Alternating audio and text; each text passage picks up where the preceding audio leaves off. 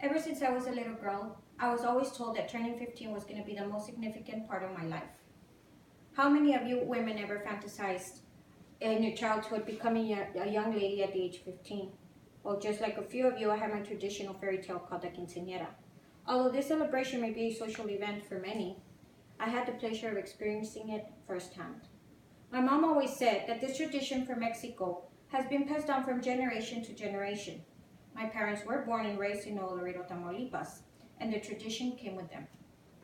Being the oldest, I was told that I couldn't date, go to parties, or dance until I came to the age of 15.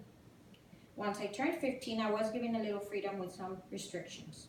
I was introduced to society as a young lady, but I was also given more responsibilities.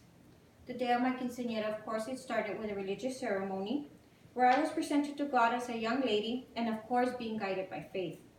I was also presented with a Bible as a gift by my godparents. The gifts at the reception was the best part of the night. I still remember walking down the middle of the dance floor with my father feeling so grown up in my pink dress. Once the dance was over with my dad and my chamberlain, my dad walked over to the middle of the dance floor and he removed my flat shoes to went ahead and put my high heels, which is a representing that I'm leaving my childhood and I'm going into a young womanhood. I received such gifts as bracelets, earrings, a watch, a necklace, and including a doll which I still have.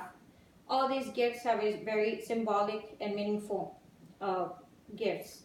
A traditional story told generation by generation that turning 15 is the most important day of a young lady. I agree with the story because I enjoy every part of the celebration. This historical meaning of the quinceañera remains a celebration amongst Hispanic cultural tradition. It was for me, and it's a story that I will never forget.